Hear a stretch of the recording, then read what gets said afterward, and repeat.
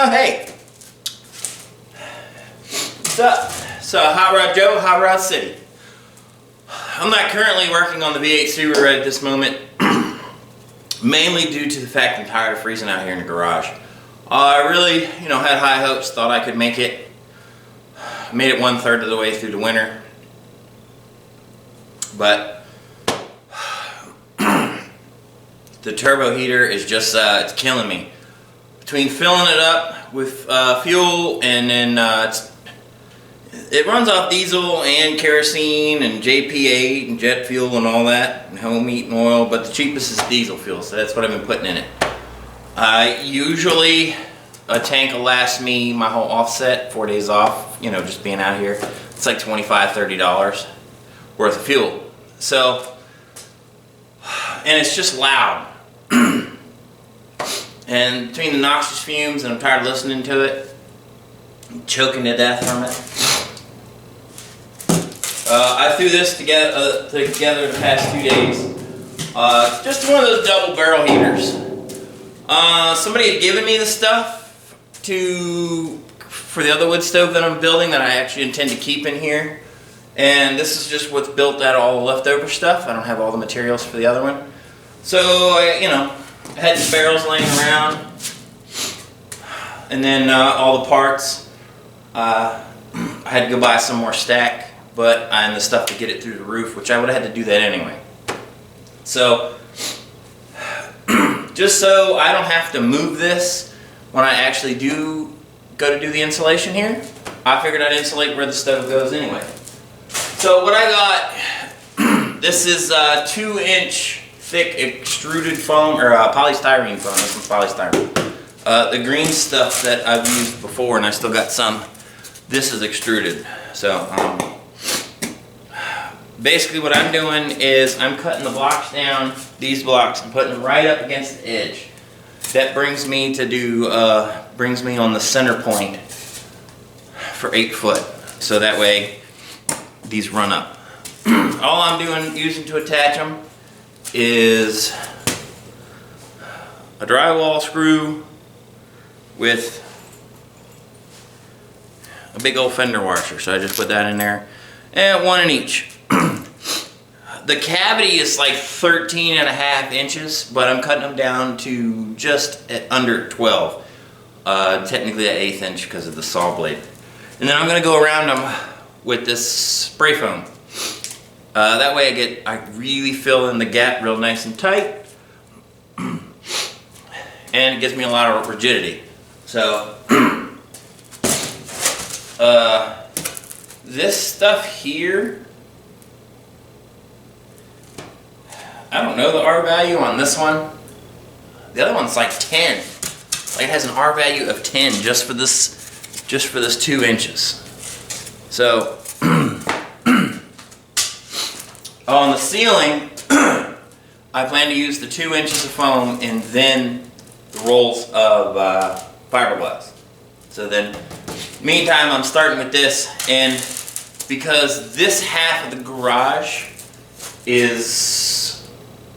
this doesn't have the upstairs, I have to put the foil back going out. Like all the foil back has to go along the outside as well. So on the walls I may end up putting some other stuff on the wall beforehand. Like they have foil bubble wrap kind of stuff. It's for going under tile or laminate flooring. I might use some of that because that's got foil backing on it, and it'll just... Really, this stuff's kind of all like... They're both like $28–30 a sheet. But these, they were damaged, like from this is the strap, and then the other one had a punch hole in it, not hole through, but like it had a big divot. So they gave them to me 75% off. So, show you how I put these up.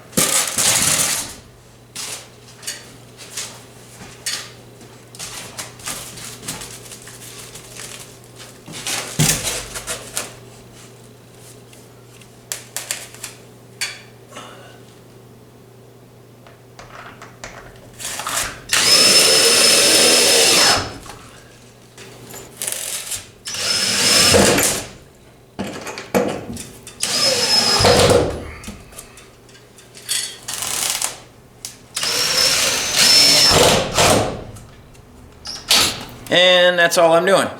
Once I get, I gotta do it's called a fire stopper. All it is cut a piece of 2x10, because it's the size of the rafters, and go and put 2 studs in. Basically, it's just to stop heat transfer and all that. And then once I get all of them up, do this around the edges, seal it up real nice and tight. I could have filled the whole cavity with the sheet foam, but then I would have only gotten 3 gaps filled, because 48 divided by 4 is 12. So it gave me 4, but if I'd have done 13, I'd have been left with like an 8-inch piece or something like that, I think it is, if I remember right. So stretches it a little bit farther. Instead of buying an extra sheet, I usually get this stuff on sale. I find it a lot as well down at a place called Ollie's. I don't know if a lot of people had it. It's like a, well, the light's a little hard to see, but now you can see there's no more gaps. Didn't look like it. So I had some drop on me, some of my clothes, while I was spray foaming, can foaming, whatever you want to pronounce it or call it. But took me a couple of cans to get the technique down that I was looking for. I could have swore that stuff expanded more than, I don't know, maybe I just misremember it. So, but that's enough to where I can put the wood stove over there, and it's not gonna like be in my way to try to come back and do anything. So, like I said, later I plan to put the R19 up there. And that's just later. I'm not worried about that right now. So that board and that board are what's known as like it's called a fire stop. What that does is if it gets any fire, it stops it. Most time you'll see them do like studs in a wall. When they stud a wall, they'll run like studs this way, like just pieces. Basically, if any of the electrical stuff catches on fire, and the fire can't go up the wall because it's blocked off. It doesn't stop it, but it slows it down significantly. It's actually a fire code, and it's a building code in some places I've seen. So, but it is what it is. So, I'm gonna go ahead and drill a hole, and then take my cordless grinder up there and grind a hole once I unpack all the stuff I need to seal the stack, and get that up there out of the way, and then I can get the wood stove in here at a place where it's got to go. So here it is, all set up. I have it lined with patio pavers. They're not gonna last very long. You know, might make me through the rest of this winter. Maybe till I get my actual wood stove I want in here built. So, one thing I do know is it doesn't collect the draft very well. I'm not 100% sure why. Alright, as you can see, I got the wood stove installed, so hopefully now I can, right here, I did a test run on it the other day, and it doesn't have very good draft, doesn't get going very well, and I'm not 100% sure as to why yet. Could be the fact that the one piece of stovepipe is completely horizontal, but it also could be that the wood I have it's not seasoned, so kind of hard to beat an entire truckload of firewood for $20, so that's what I bought. What I might do is grab pallets and cut them, break them up, and mix them up.